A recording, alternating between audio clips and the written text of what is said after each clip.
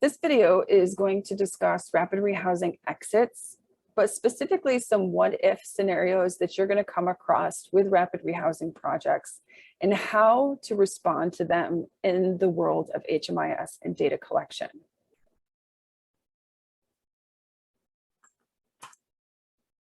The first scenario is exiting the program. So if a person comes in and exits the program without being housed, this is when clients enter or in shelter and you engage them with rapid rehousing. They agree to rapid rehousing, but at some point you either lose contact with them or they decide to go a different route and maybe do a different level of service and or a different provider.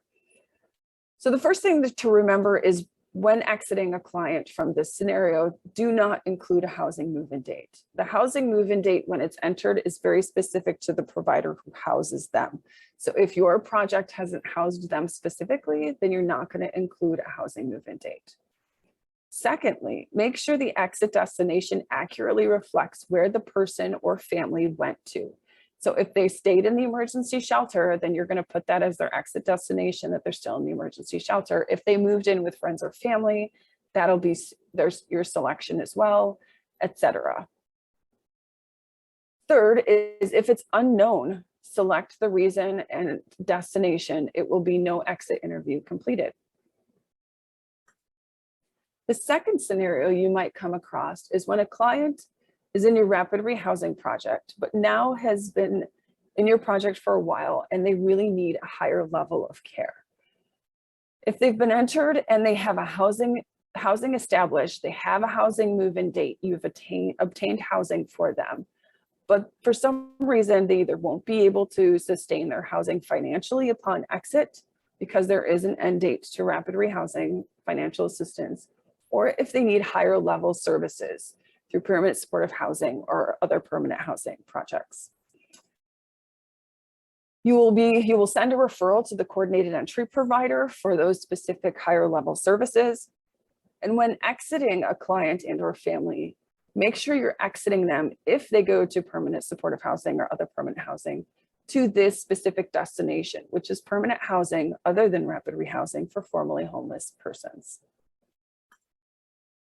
The last scenario we're going to talk about, which is a little bit more intense, is when a person or family is currently in a housing situation, but for whatever reason loses their housing, either due to eviction, fire, flood, a codes issue.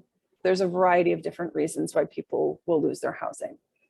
But that you'll continue to serve them is really the key in this scenario. So if a person loses their housing, and you have to work towards finding a new housing. So if you're able to find them housing quickly for some reason, so if they're being evicted and they're still staying in their apartment, but you found them new housing and there's no break in their housing situation, so they went from one apartment or permanent housing situation to another, you do not need to exit them. Simply rehouse them into an apartment and the housing move-in date does not change. It will stay the same as it was at the first interim review. However, if there is a break in housing and they go to a different housing destination, like an emergency shelter stay, while you try to find them a new housing source, you need to exit them from the program and create a new entry for the same date that you exited them on. You want to make sure with the new entry that the housing move-in date is clear and that there's no data element within that metric. Secondly, you'll be adding a new housing move-in date when you acquire them a new apartment or house, and that will be reflected in a later interim review for the new entry.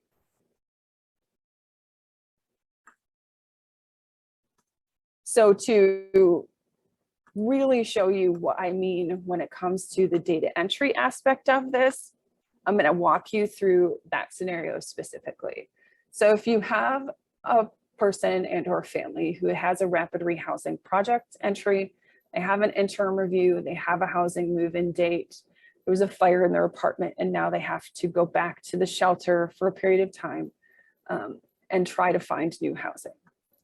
What you're going to do is create an exit, add the household into that exit, The reason for leaving will be other. The destination will be emergency shelter because they're going back to the emergency shelter. You're going to save and continue. Update the information for the specific household members if needed, and then save and exit. Then you're going to add a new entry for your specific project. It should be rapid rehousing. You're going to check the whole family in for today, and then you're going to create your new entry.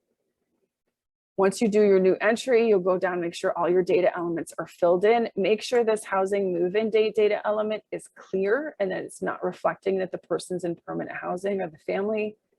Update all of the assessment information and save and exit. So that concludes today's training. Thank you.